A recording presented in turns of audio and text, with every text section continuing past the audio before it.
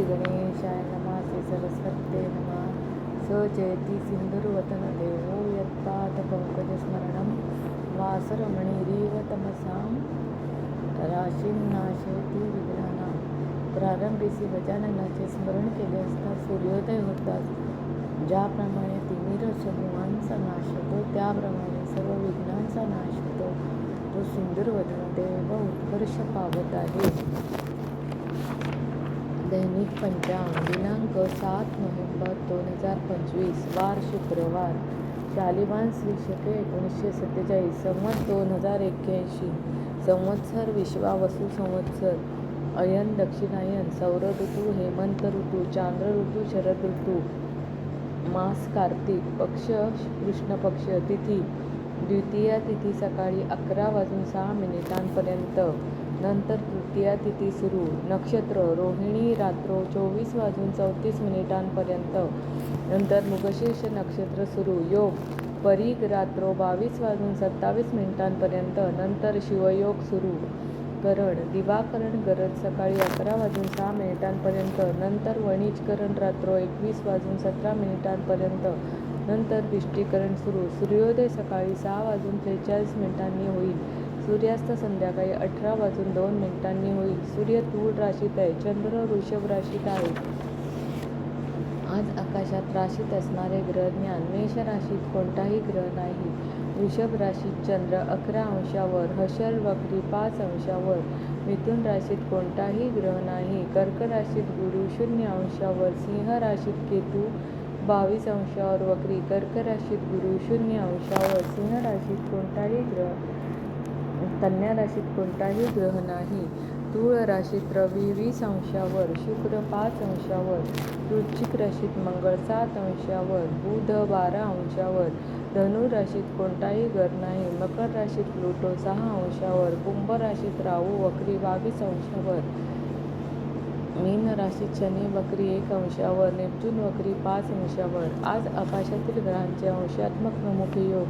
रवी षडाष्टक योग चंद्र प्रतियुती बुध. शुक्र केंद्रयोग प्लुटो. राहुकाळ शुक्रवारी राहुकाळ सकाळी 10:30 ते 12 वाजेपर्यंत असतो. राहुकाळ हा सर्वथा अशुभ असतो. शुभ कार्य करू नयेत. अग्निवास पृथ्वीवर अग्निवास सकाळी 11 वाजेपर्यंत होता त्यानंतर नाही. दिनविशेष शुभ दिवस भद्रास 21:17 नंतर. तृतीया श्राद्ध टीप. पितृपक्षातील महालय श्राद्ध 15 नोव्हेंबर 2025 पर्यंत करता येते.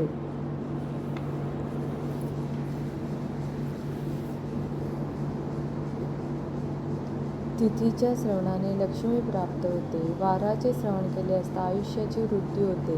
नक्षत्राचे श्रवण केले असता आयुष्यातील पातक निघून जाते. योगाचे श्रवण केले असता आपल्या शरीरातील सर्व रोगांचे निवारण होते. आणि कर्णाचे श्रवण केले असता आपल्या मनातील चिंतित शुभ मनोरथ सिद्ध होतात. आणि या सर्वांच्या श्रवणाने नित्य गंगा स्नानाचे फल मिळते. शुभम भवन्तु. आत्ता मी तुम्हाला 7 नोव्हेंबर ह्या दिवसाचे महत्त्व काय असते ते सांगत आहे. आता मी तुम्हाला 7 नोव्हेंबर या दिवसाचे महत्त्व काय असते ते सांगत आहे.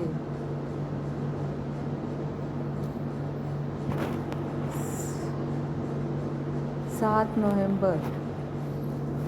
सुविचार. मला मिळालेले मी इतरांना देऊन खाईन.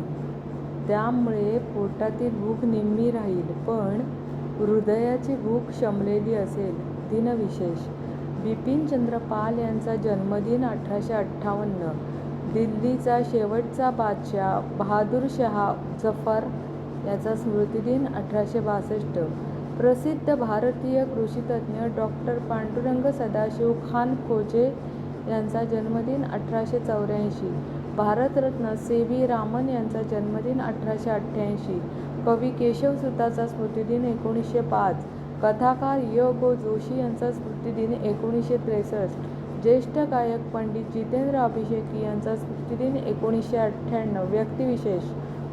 भारताबाहेर राहून भारताच्या स्वातंत्र्यासाठी सशस्त्र लढा देणारे प्रसिद्ध कृषीतज्ञ डॉक्टर पांडुरंग सदाशिव खानखोजे यांचा जन्मदिन. पालकवाडी या वर्धा जिल्ह्यातील गावी दिनांक 7 नोव्हेंबर 1884 रोजी यांचा जन्म झाला. आईवर विपत्ती आम्ही मुले कशाला, बंदित मायभूमी आम्ही खुले कशाला, असा विचार करून खानखोजे यांनी स्वतःचे लग्न टाळले आणि लोकमान्यांच्या सल्ल्यानुसार सैनिकी शिक्षण घेण्यासाठी ते जपानला गेले.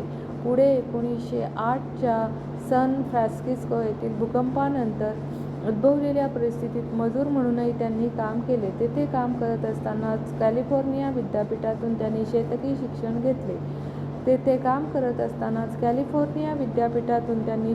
शिक्षण घेतले.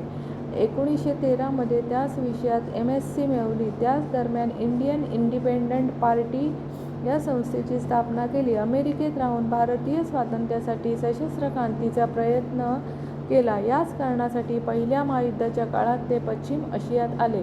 ब्रिटिशांचा ससेमिरा चुकवण्यासाठी त्यांनी इराणमध्ये कृषीतज्ञ म्हणून नोकरी केली. तेथूनच युरोपीय व जर्मन क्रांतिकारकांचे संधान बांधले. 1924 मध्ये ते मेक्सिकोत गेले.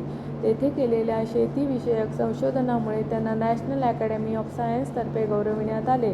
न्यूयॉर्कमध्ये the Hindustan association of America ही संस्था स्थापन करणारा हा क्रांतिकारक स्वातंत्र्यानंतर भारतात परतला. दिनांक 18 जानेवारी 1967 रोजी नागपूर येथे त्यांचे निधन झाले. आज त्यांचा जन्मदिन. बोधकथा. ज्ञानाचे धन कधीही बुडत नाही हे सांगणारी कथा. मंडालेच्या तुरुंगात लोकमान्य टिळकांनी गीता रहस्य लिहिले. तत्कालीन सरकारने ते जप्त केले. टिळकांची सुटका झाली तरी सरकार त्यांना त्या वह्या परत करेना. टिळकांची मित्रमंडळी चिंतेत पडली. काही जण टिळकांना म्हणाले, अहो बळवंतराव, तुम्ही वहीत गीता रहस्य लिहून ठेवलंय. आता जर इंग्रजांनी त्यांची वह्या परत केल्या नाहीत तर काय करायचं? एवढ्या मोठ्या ग्रंथांचं पुढे काय होणार? यावर लोकमान्य टिळक म्हणाले, अहो, सगळं गीता रहस्य जरी त्या वह्यातून लिहिलेलं असलं तरी त्यापूर्वी तो सारा मजकूर माझ्या डोक्यात लिहून ठेवला आहे. सरकार तो कसा नेणार आहे? त्या वह्यांच्या कागदावर गीता रहस्याची पॉझिटिव्ह आहे, माझ्या मस्तकात निगेटिव्ह आहे. म्हणून आपण पुन्हा लिहून काढू.